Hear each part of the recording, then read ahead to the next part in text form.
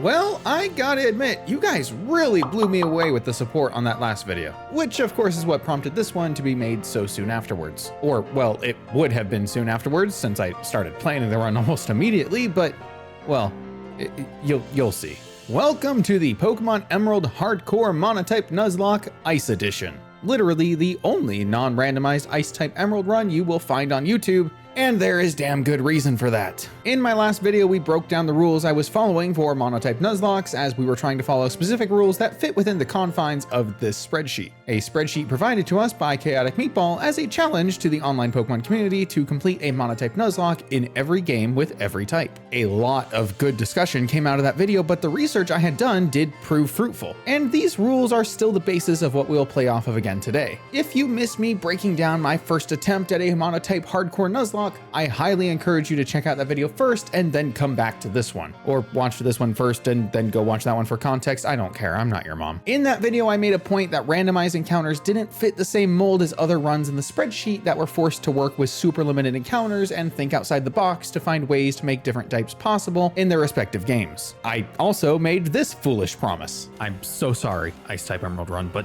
don't worry, I'm coming for you next. And let me tell you, I never could have anticipated the trouble that one-line joke promise was going to get me into. But who am I to complain? I brought it upon myself. After all, I don't know how many of these runs I'll actually be able to tackle in order to help fill out the spreadsheet.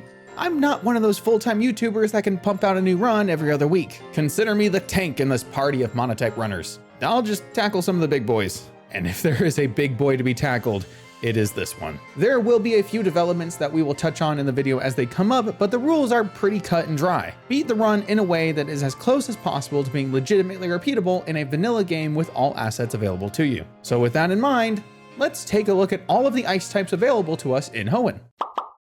Oh God. Okay, so we actually do have some other options available to us. Event Pokemon are considered static encounters by our rules, meaning we can utilize them at the start of the game. The specific distribution events we are referencing can give us access to Sneasel, Delibird, and Shellder. As an aside, I'll address quickly for the folks in the back, I am aware Shellder is not an ice type, just as much as you are aware that he does evolve into an ice type. Yes, I am allowing that. Yes, it is still a viable monotype run, and no, you cannot bully me into thinking otherwise. But do leave a comment telling me I'm wrong anyway, because engagement is good for the algorithm. Anyway, event Pokemon are considered static encounters, and if we can obtain an event encounter before any major battles, then we can start the run. But to quickly look at our other options, we could pull the change your starter trick, though doing so would override our usage of event encounters, as we can only change our starter if we have no other encounters available to us. That really just means we have to pick one or the other. However, because both Spheal and Snorunt can be found in the same location, technically that gives us 3 options to start the challenge. Start with a Spheal, start with a Snorunt, or give ourselves event distributions for Sneasel, Delibird, and Shellder. And let's be real, you saw how long this video was when you clicked on it. And the fact that this part is named the first attempt probably gives some of that away too. So how many of these do you think we tried? Spoiler, all of them, and that still was not enough. Hoenn is a tough place, man. We get shoved in the back of a moving truck just to wake up and see an old man get viciously attacked by a rabid raccoon dog who we try to fight off by smacking it with a mud skipper, and then are forced to trade in our trusty mud skipper for some cool looking guys who will help us on our journey because guess what? We just got kicked out of the house. With this trusty band of misfits by our side, and Delibird, we have one goal: to gain every gym badge so we can earn back our parents' respect and maybe be allowed to sleep in our own bed again. Yeehaw! Our first test is waiting for us in Rustboro City, where Roxanne guards the first gym badge with a horde of rock-type Pokemon. And if you heard that alarm bell started ringing in your head, then you and I are the same kind of crazy. Ice is a funky type. It's very strong offensively, but extremely frail defensively. And that includes the weakness it carries to a very common and often considered weak early game type, Rock.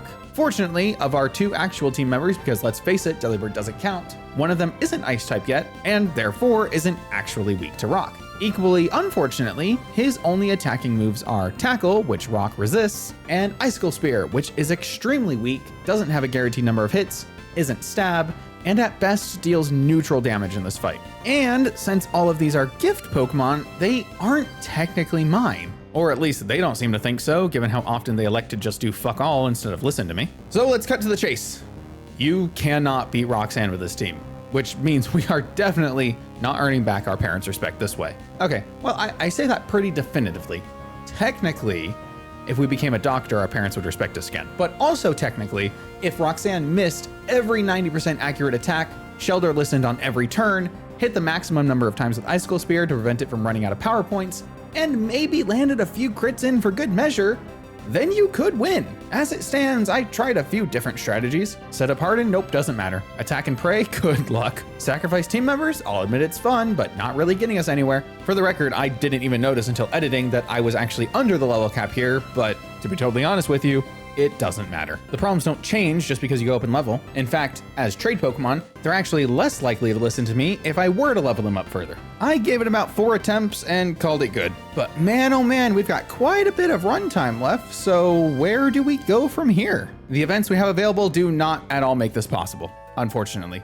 Sneasel only has normal type attacks, which are obviously resisted by rock. Shelter has a great defense stat, really does, but has an HP base stat of fucking 30. And Delibird is Delibird. I'm not wasting time here. It's done. It's impossible. It's not impossible. We just need some way of being able to deal meaningful damage to rock types. And believe it or not, we may have just the guy for the job.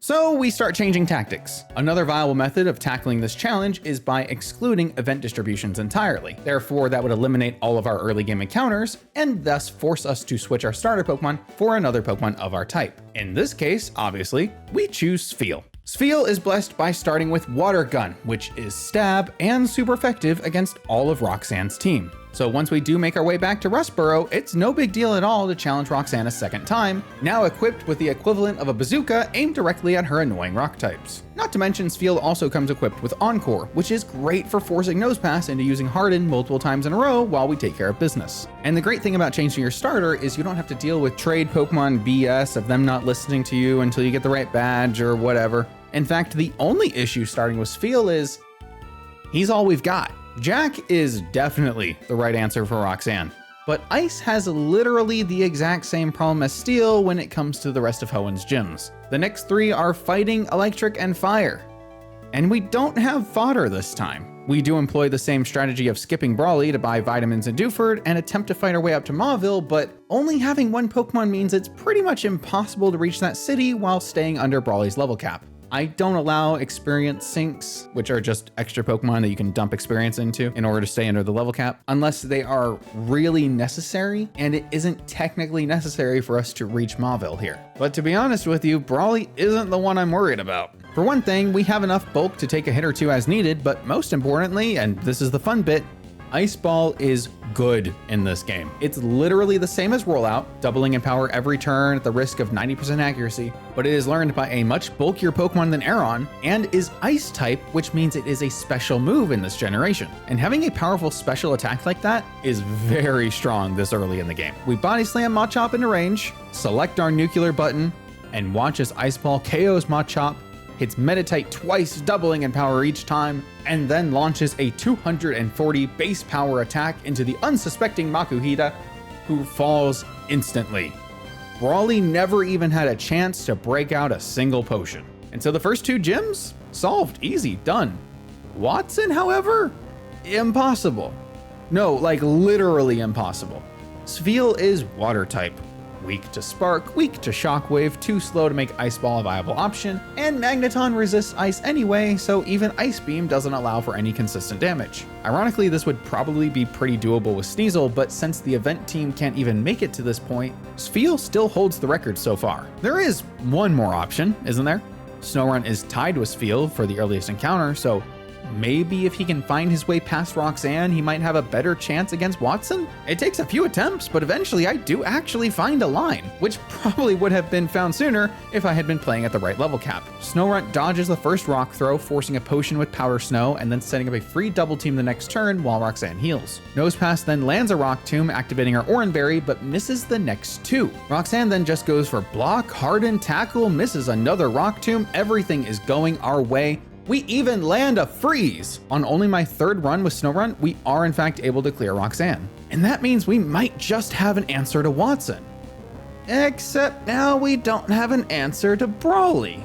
No amount of EVs can save us from the fighting weakness, and Snorunt doesn't have the one-shot potential that Spheal had. And again, only having one Pokemon means we overlevel before reaching Mauville, so we still cannot access Ice Beam for this fight.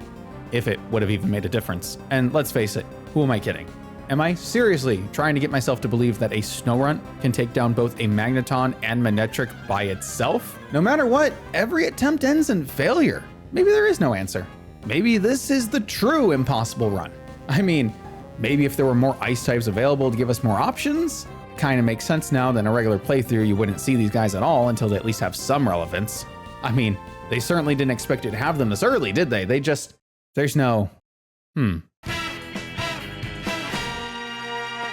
So we took a look at the 3 starting options that technically follow our rule set. Let's be real, they all suck. They're all nearly impossible, and banging my head into the sand over and over and over and over again to make it work will not change any of that. Believe me, I know, I'm still trying to get it out of my ears. So let's crack on to the good stuff. In our Steel Emerald run, I took the time to break down other runs to find a legitimate option that would grant us a cleared space on the board. I mean, that's how I stumbled upon the specific event distributions we needed to complete that run in the first place. So thinking logically, it doesn't seem at all likely that this is the only run that would have this kind of problem. In fact, there are 2 runs in the spreadsheet that I actually brought up when talking to Chaotic Meatball about the board that seem to take another approach to their challenge. Think about it, right? If you cannot access a Pokemon of your type in any way, how would you go about a monotype run in a vanilla game? Well, you just catch them as soon as they are available.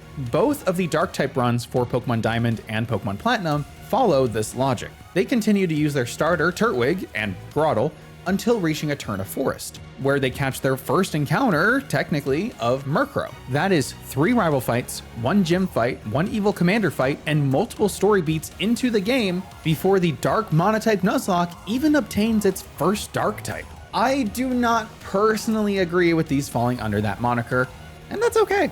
Not every way that every player decides to take on a challenge is going to be something you agree with, but the beauty of it is that all runs can exist. This spreadsheet is full of minor inconsistencies that simply showcase how that trainer decided on that day to bend the rules to make their run possible. Some allow legends, some use events, some change starters, some skip evolutions. Hell, some even ignore the 1 catch per route rule, and some are as plain Jane vanilla as you can get. They are all equally valid runs. How you choose to bend the rules is what makes your run unique to you, and is what makes them worth sharing with each other at all. I made very clear at the start of this video that our only set in stone rule is that the run has to be technically repeatable in a vanilla game. That is pretty much the only criteria this board is working off of. And there are a lot of ways to interpret that. When I did show these runs to Meatball, he's the one that told me they were valid because they were, quote, as stock as possible. They were the true essence of what can make a monotype run in the first place. Boot up the game on your DS and do what you can. Again, I don't personally agree. I do not feel like a run should qualify as a monotype run if you aren't literally using a Pokemon of that type for all major fights. But how many of you didn't agree with me including Scyther and Pineco as steel types for that same reasoning? We all have different preferences and biases. Just because I would prefer to do my personal monotype runs a different way doesn't mean I look down on those runs or consider them invalid. The time and dedication put behind them deserves just as much respect as any other. Maybe they'll even motivate me to try and take it a step further one day and do my part by tackling Rourke with a Murkrow myself. And maybe, right now, they can provide me with an answer for today's run too. After all, the challenge I set for myself is to clear the space on the board, no matter what form that takes. We need a Pokemon that is super effective against Roxanne, not weak to Brawly, can take hits from Watson, and won't fall to either Flannery or Norman. After that point, we'll be able to get a hold of our Icy Sea Lion and go from there. And there is only one Pokemon that I can think of that fits that criteria. Cue the montage!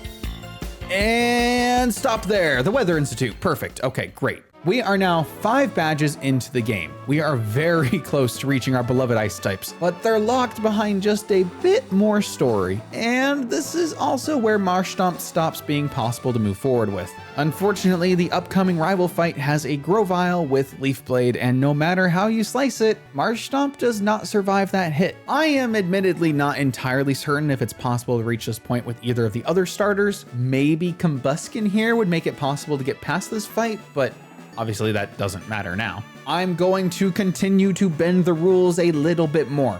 Technically speaking, we have not caught any Pokemon, but for clearing out the Weather Institute, we are given a cast form. In order to move forward, I am electing to swap out our first gift Pokemon, our starter, for our newest gift Pokemon, cast form. Still, again, I haven't caught any Pokemon, and I still haven't reached any possible ice types.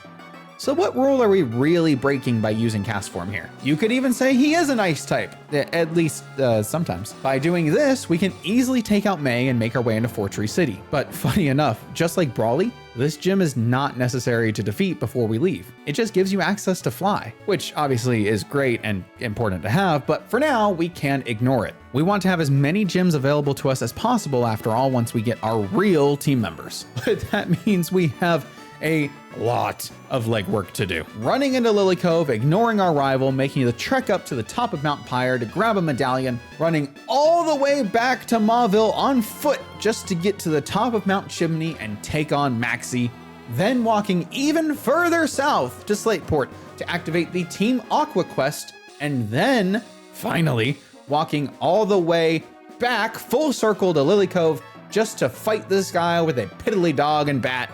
That will clear the Aqua Grunt that was blocking the rest of the ocean, and now, finally and for real, we can surf up north of Moss Deep City, enter Shoal Cavern, and catch ourselves a Spheal. As I have said before, Spheal does share this location with Snorunt, meaning I wouldn't technically be able to catch both under normal Nuzlocke rules. And quite frankly, I'm already bending those rules of ours pretty far. I'd prefer to at least leave some things intact if I can. We surf back to Lily Cove, run back north to Fortree City, take out the necessary gym trainers, and are still under the level cap when Spheal evolves and gives us a Celio to tackle the flying gym with. Swablu and Tropius fall back to back with Ice Ball, but Pelipper puts an end to that buildup with Protect. Fortunately, we can now just spam Ice Beam until it falls. Skarmory does have Steel Wing, but since water resists steel, we are actually neutral to the move, and that just falls to Ice Beam as well. So does Altaria, obviously. Gym 6!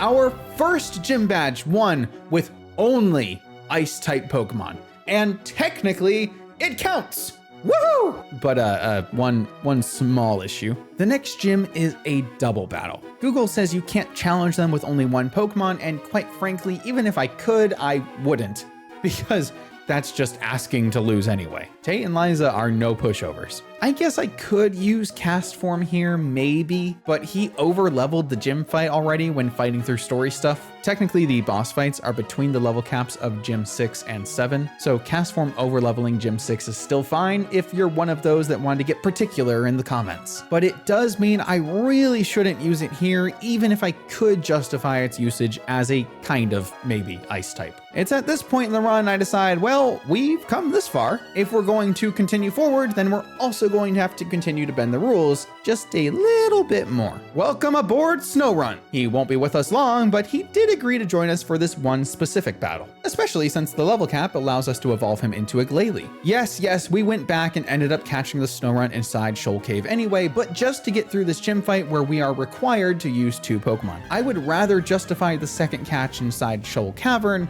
than have to justify using a non-ice type when I do technically have them available. That does still mean it's just Celio and Glalie against the world though. Glalie leads the fight with Icy Wind to drop both opponents' speed while hitting super effectively, and Celio follows up that attack by firing a powerful Ice Beam into Claydol, which takes it out. And that's good because I don't know how many of those Earthquakes we could have taken realistically. Glalie's Ice Beam then takes out Xatu even after a Calm Mind boost to its special defense, leaving Celio free to fire a super effective Surf into the newly entered Solrock and Lunatone. Solrock does manage to set up the Sun first though, which lowers the damage, but it's still a sizable chunk against both remaining Mons. For whatever reason, Solrock decides to fire off a Solar Beam into Glalie, which, I'll be honest, doesn't make a lot of sense to me. I expected either Solar Beam into Celio, who who definitely takes one, or Flamethrower into Glalie, who probably doesn't take one under the sun, but I mean, I guess I'm not complaining. The AI decides to do weird stuff in this game sometimes. This does, though, give us the chance to let it snow with Elsa, who sets up the hail. With the sun gone, both Solrock and Lunatone go for Psychic into different targets, with both of my Pokemon surviving the onslaught. Glalie crunches down on Lunatone, and Surf, no longer nerfed, takes out both rocks with ease. And with that, we are done with Glalie. Our encounter for Shoal Cavern was Arcelio, but we needed the second encounter to take down Tate and Liza. Now that they're behind us, it's a solo show for Celio again. To be completely fair, there are several runs in the document that do allow multiple encounters on a route when the type is so limited in a region, and I would bet that this qualifies. But still, there is a different personal rule of mine I will be breaking in order to leave this one just a little bit more intact. But first, it's time to clean up the story. We take on Team Magma in the Space Center, which conveniently lands us a Walrein evolution, and team up with Steven to easily take out Maxie and his minion one final time. All we really have to do is spam Surf though, and a little bit of Ice Beam against the bats. And that means Steven can give us access to Dive. And that will give us access to take on Archie at the bottom of the ocean. Unfortunately, the main boss fight against Maxie had to be done before you can access Ice types, but this final evil team fight is pure cold, baby. Mightyena easily falls to Ice Beam after Walrein snaps out of confusion. Crobat is weak to the move and falls just the same, and Sharpedo,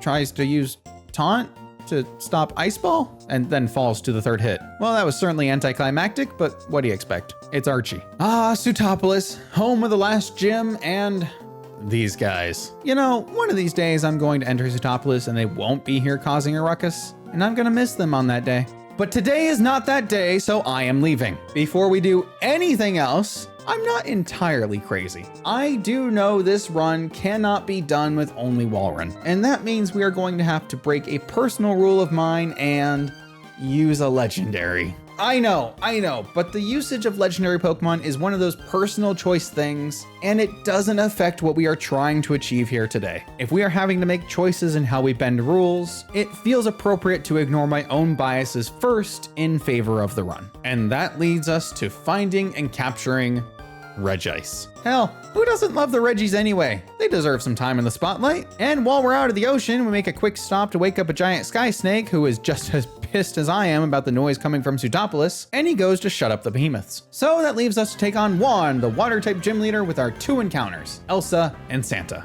Pretty sure this was the leaked plot for Frozen 3. Ice Ball builds great momentum against Love Disc before taking it out, and the poor incoming Wish Cache doesn't even know what's waiting for him when he comes out to face a nuke. Celio also falls to the move, and Cronut would have as well, but Celio's Body Slam had left our Walrein paralyzed, which caused the move to fail at the last second. No matter, we have backup. Regice Ice Beam is a two-shot against the Walking Appetizer, Resistance be damned, and that leaves only Juan's final Pokemon, Kingdra. We set up one Amnesia since I know this thing can be pretty annoying to deal with, and we need to be able to keep our health up, but it is barely even necessary. Without a resistance thanks to its dragon typing, Ice Beam is a clean two-shot and Kingdra falls. 8 badges in hand, 3 of them won by our quote monotype team, and feeling good. This fight did point out to me though that we have a pretty glaring lack of offensive power against water types, which is gonna be an issue when the champion is a water type specialist. But don't worry, we will take care of that when the time comes. For now, we have to make the trip back to Lily Cove, beat up May, who I forgot was here, whoops, sorry about that, and buy our share of TMs that I think might be useful. But as it turns out, neither of my team members can learn Light Screen or Reflect, so, you know, that's cool. I do pick up Blizzard here just in case, but it doesn't really seem like that'll be necessary, especially since in Gen 3, it isn't 100% accurate in Hail. Wally is trivial. Well, I mean, I guess a lot of trainers are when you have the embodiment of the fucking Ice Age on your team. With Amnesia, Curse, and Rest, we have built a tank out of this iceberg. The Titanic does not stand a chance. We set up defensive boost against Altaria before putting it out of its misery with a strong Ice Beam. Delcatty falls to 1, Magneton to 2 despite resisting the move, Roselia to 1, and Gardevoir to another 2. Sweet. Okay, Elite 4 time. Let's take a look at Sydney. Well, after setting up an Amnesia and 2 Curses, we decide to take out the Mightyena with an Ice Beam, but it lands a critical hit double edge before we can take it out. Sheesh. Fortunately, Absol's in next, and with our level up, we're now outside of KO range of the poor guy, meaning we force a Swords Dance, and we have a free turn to rest, eat a Lumberry to wake ourselves back up, and be right back in the fight. Can't melt this ice. Ice Beam continues to one-shot every member of Sydney's team except Cronut, who gets frozen, defrost, and dies to 2 anyway. Whoops. Alright, Phoebe. Following the same pattern, we set up on Dusclops while it protects, and I forget Ghost is physical, not special, again, and go for Amnesia over Curse. Doesn't doesn't matter much though, as Dusclops lays a curse of its own on us, putting poor Regice on a timer. The second Dusclops gets frozen by our beam, but defrosts to land a rock slide, which after curse damage leaves Regice at just 3 HP. Talk about a close call. But this is exactly what Walrun is for. She can come in for free while Phoebe heals, tank multiple rock slides, and build up 3 hits of Ice Ball to take out the mummy. Her 2 Banette take hits number 4 and 5, falling one right after the other, and Sableye can only really do damage with Nightshade, and despite Phoebe's attempts to heal, Ice Beam easily takes it out. Glacia is literally in the exact same boat that we are, an Ice type user in a region with only 2 Ice types. Brilliant. Actually, Phoebe is a victim of this too. Who the hell designed this region? Time to break out our hidden weapon. Regice can learn Thunderbolt. We forget Ice Beam for this fight since we can reteach it via TM after, and now we have an effective attack against all of Glacia's team. After a few amnesia boosts and curses, we miss the KO range on our first Celio, which brings out a full restore and hit the range on the second attack to grab an easy one-shot. Walrun falls to 2, and Glalie actually makes a smart move by setting up Light Screen. It won't matter, but at least allows it to survive a few hits. We even have to take the opportunity to rest, but by the time we wake up, the screens are done, Celio's out next, falls to 2, and the last Glalie gets paralyzed and is down in just 3 turns. I'll be honest, Drake barely even feels worth mentioning. I mean, we all know how dragons fare against ice, right? After bulking up some against Shelgon, Ice Beam one-shots both it and Flygon. Solomence does carry Rock Slide, which it uses here to flinch us, and not risking it, we go for Rest to keep us out of range of being hacked to death. But then it, Altaria, and Kingdra all drop like flies. Ice Beam, Ice Beam, Ice Beam. Wallace is the only possible challenge here, but Wailord is pretty easy setup fodder if you can believe it, allowing us to get up 2 amnesias before we take it out. Tentacruel forces us to rest and then falls to 2 Thunderbolts. Sludge Bomb damage is nothing to laugh at though, and it forces us to rest a second time against Ludicolo while it sets up multiple double team boosts. Fortunately, this doesn't matter too much as we elected to drop Curse for this fight to dual wield our Bolt Beam combo, partly for more PP in case of stalling tactics like this. 2 Ice Beams and we take out the Cursed Pineapple. Wish Cache is the other reason for Ice Beam since it is immune to Thunderbolt with its ground typing, and even with an amnesia boost of its own, 3 beams freeze the fish. Gyarados is 4 times weak to Thunderbolt. Milotic is the real tricky one, but we do rest against it just to keep our health up for what I feel like might be a long fight. But a lucky critical hit brings it down to just 1 HP, forcing Wallace to heal. Unfortunately, we're fighting a 3-shot normally, but when we force out the second full restore, our rest will keep us just as healthy to continue the fight. It's a war that Milotic cannot keep up with. A 3rd full restore used, and now we have to start watching our PP usage. We hit Thunderbolt, and then an Ice Beam while Milotic goes for Toxic, which should bring it in range of our second Thunderbolt. And our 1 Ice Beam freezes Milotic. It does not defrost, Wallace does not heal, and Thunderbolt wipes it from the face of the planet. In the entire Elite Four, Walrun only saw the floor once due to cursing Dusclops. Regice soloed almost the entire thing. Milotic falls, Wallace falls, player defeated, Pokemon Emerald. Hey, that's your cue. What? Your cue. I say player defeated and then you start the end monologue. Thanks for watching blah, blah, blah, blah. There's no way you're calling that a completed run. What do you mean? You're telling me that you did a monotype Ice Emerald run. Yes. While only using Ice types for the last third of the game. Yes? And using a legendary to solo the Elite Four. Okay, great. So you watched the video. What's the problem? Nah.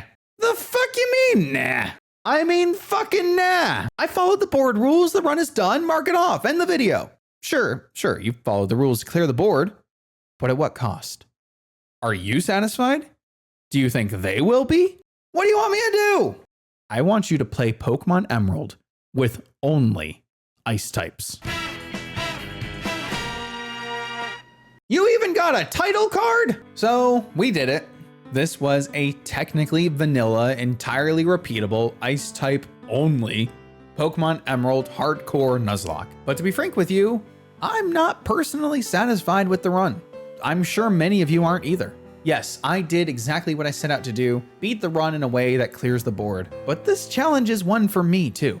And if I don't feel like I got what I wanted to get out of the challenge, then what's the point of doing it in the first place? This is the mentality that many of you should have when you see these kinds of videos. Don't just point out what you feel is wrong, go try the run for yourself. Try to right the wrongs. Let those runs inspire you to try challenges for yourself, with your own twists and rule bends and interpretations. Every achievement is built on the shoulders of somebody before you. And today, I'm gonna have to build off my own shoulders. Use the information we already gathered in this very video and see if we can't build something better. From what we've learned, we cannot beat Roxanne with the event Pokemon, but Spheal takes her out easily. And we've also learned that Sfeel cannot be used to get past Watson by himself, but the event Pokemon probably have a pretty good shot. And by the rules I have set out for myself, it isn't really a legitimate option to both change the starter and gather event encounters, as when you allow events, you forego the option to change your starter to what would otherwise be the earliest available encounter. And I stand by my position that in any other case, changing my starter would be the absolute last option I would choose. But we tried every other combination. We tried starting Sfeel. We tried starting Snow-Run. We tried allowing the 3 events. Alone, the options individually cannot do it. But just this once, let's combine those options, just to see what happens.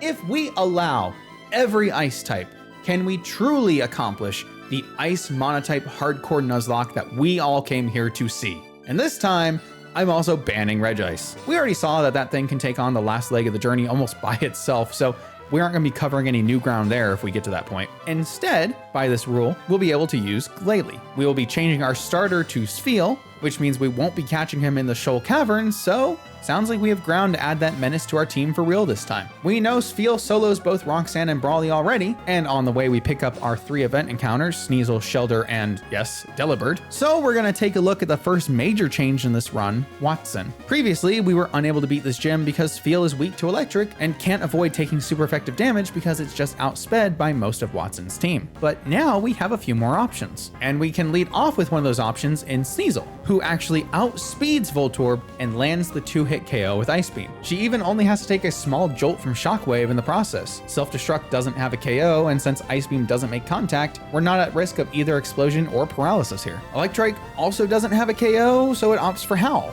Ice Beam just misses the kill, which forces Watson to heal, and 2 more beams bring out Magneton. So because Magneton resists both ice and normal moves, and none of my Pokemon can learn Flamethrower, which is my usual answer to the magnetic problem, our only saving grace is, who would have guessed it, Rock Smash. Sneasel can learn the move, and even with its low base power, Sneasel's high attack coupled with the move's chance to lower defense will carry enough offensive potential to get through the wall before it can take us out. We were also careful to avoid static on previous Pokemon, meaning our berry is still intact. So when Magneton does go for Thunder Wave, that's just another turn wasted while we start piling on blow after blow. Despite Paralysis, Confusion, and Watson's Super Potion, 3 defense drops is more than enough for us, and Rock Smash clears through. Manectric is the only one left. It doesn't see a KO, so it does have a chance to Howl here, but because we're already paralyzed and in 2-shot range, it isn't as likely to use a setup move as it would otherwise be. But that doesn't matter, since we survive Shockwave, we land the Thief, steal the dog's held Citrus Berry, and Sneasel eats it for herself. Now that we're above half HP, Manectric is forced to Howl for real this time, and Sneasel is free to spam Ice Beam until it falls. 3 badges complete in our actual ice-only Emerald run. I could touch on Maxie's fight in the volcano, but when your only threat is the Ember-wielding, fire-ground camel, Water Gun is more than enough to snuff out your flames. And then against Flannery, we kind of can just Ice Ball again.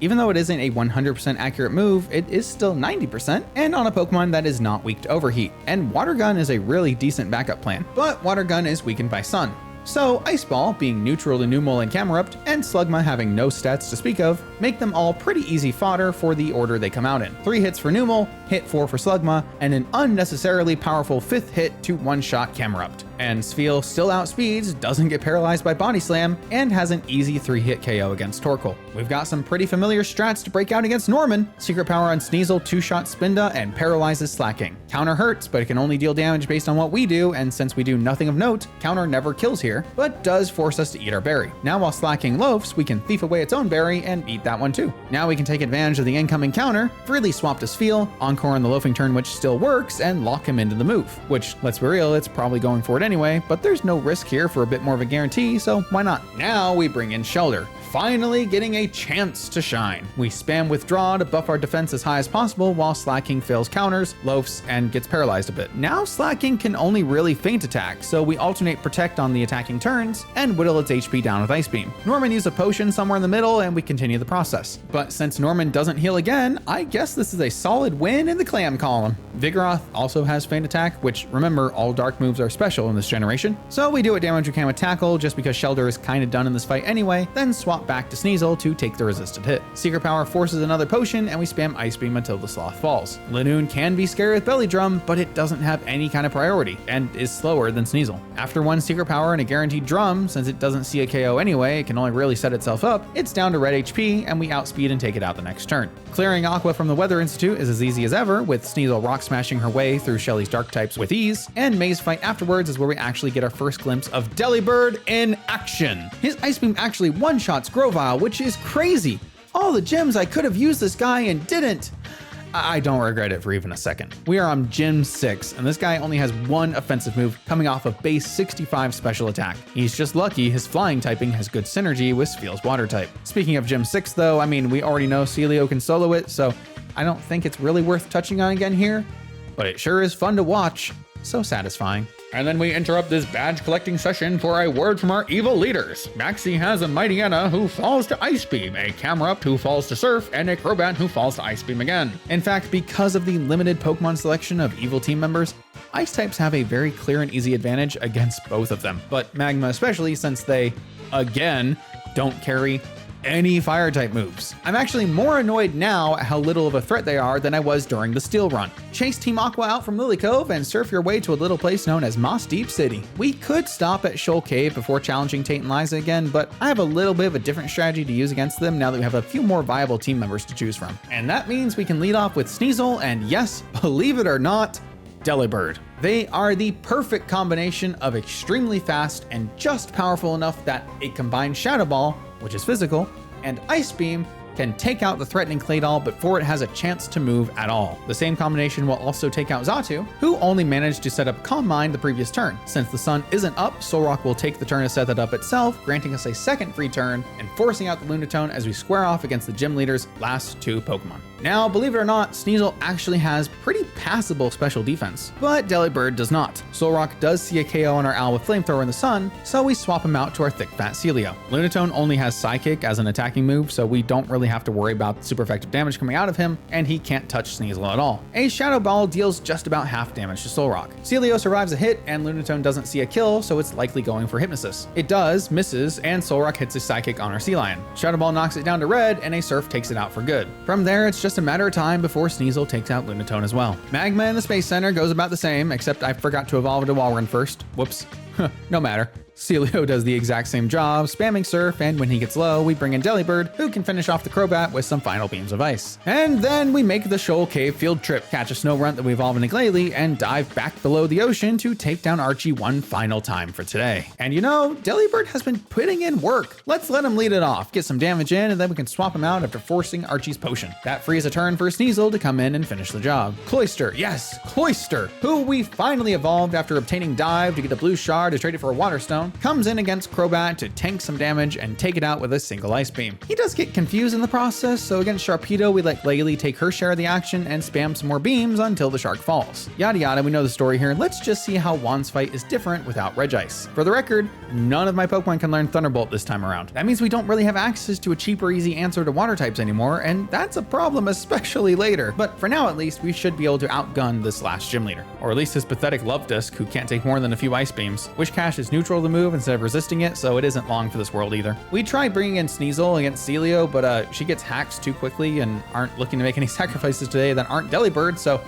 sorry Delibird. Fortunately, Glalie's Crunch can take it out in a few attacks. She can also take out Crawdon and bring Kingdra down to red. Glalie gets low, so we swap out to the ye old Delibird again. He might fall, but we just want to get as much damage in as possible to force it to rest a second time and buy some free turns for a real attacker to come in and take it out riskless. But we all know by now that it is never that simple. Delibird knocks Kingdra to red. Kingdra hits a Water Pulse, no confusion in sight. Delibird survives on just 2 HP, and with the opportunity in front of him, Aerial Ace has a guaranteed hit through Double Team, and Kingdra falls. No deaths, no sacrifices. Delibird wins a gym badge, ladies and gentlemen. And we can't get to the Elite Four without mentioning Wally, who as usual is swept by a single Pokemon. Today's flavor of choice being Sneasel, who only ever gets held up by Magneton, but still manages to sweep through his entire team with full health. So in the last run through the Elite Four, Regice really was the standout Mon, and took out the entire thing almost completely alone. Now that we've reached this point without him, can we still take home the gold? Can this run, born out of desperation for a possible actual Ice Monotype run make it through the Elite Four? Spoiler warning. Duh. Secret Power misses out on the paralysis against Sydney's Mightyena, and we don't want to waste HP, so we swap Sneasel out for our tank Cloyster. And just like a real-life tank, a single shot obliterates the dog. We switch into our flying type against Cacturn, who also falls in a single hit. Cloyster comes back in to make quick work of the Absol, Shiftry, and Crawdaunt that follow. Phoebe is always annoying, but Sneasel proves to be a menace with super effective Shadow Balls. Both Dusclops fall in 2 hits, and her first Banette barely survives 1, and then lands a Will-O-Wisp, burning our physical threat and cutting our offense. So again, we can't get the solo sweep, but we can bring in Walrein, and Sableye goes for double team, which causes Ice Beam to miss. Last time our secret weapon was a Thunderbolting Regice, this time it's an Aerial Acing Delibird. His moves can't miss, and that quickly takes out the opposing Gremlin. And then not really needing to switch, again, Delibird going down doesn't really change anything, it's just funny when he does stuff. We stay in to see if we can get the one shot with Ice Beam. He does not. Thunderbolt then misses the KO, and Delibird survives on 8 health.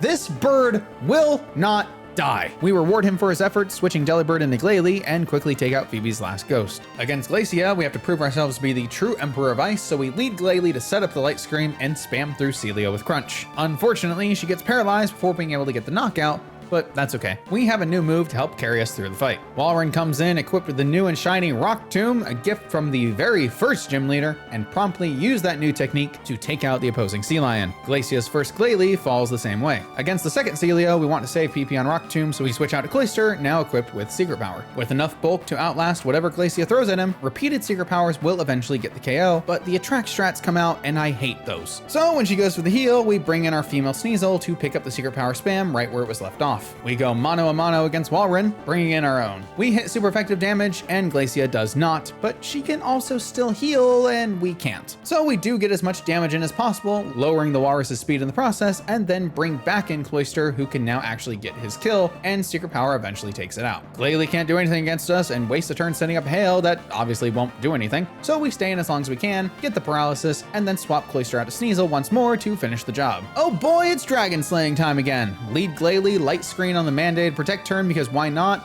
And then Ice Beam one-shots. Also one-shots Flygon and Salamence and Altaria, who line themselves up like dominoes to be outsped and KO'd. Kingdra proves to be a bit more annoying, as they all seem to do, but Glalie almost gets the 2-shot and freezes the Seahorse. But I know the full restore is coming, so it doesn't really matter. We switch into Walrein just to spam as many attacks as possible, and it works because eventually an Ice Beam connects and does enough damage to win the fight. Once again, Wallace is the only possible challenge. For real this time, I don't have a strong super effective move like before. No Thunderbolt for me.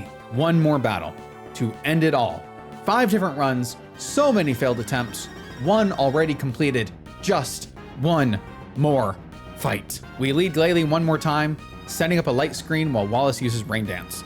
Our first Crunch lands a critical hit, dousing the power of the incoming Water Spout. A second Crunch and Double Edge recoil forces Wallace to heal. Actually pretty good to get them out early here. We keep up the Crunch spam, taking a turn to reset the Light Screen when it goes down, and combined with Double Edge recoil, we just barely miss out on taking the whale down before poor Glalie falls. Obviously the hope was to have her at least take out Wailord, but I don't blame her one bit. Wailord is bulky, we're relying on non-stab Crunch, and he's still low enough that we can bring in Sneasel, outspeed, and take it out.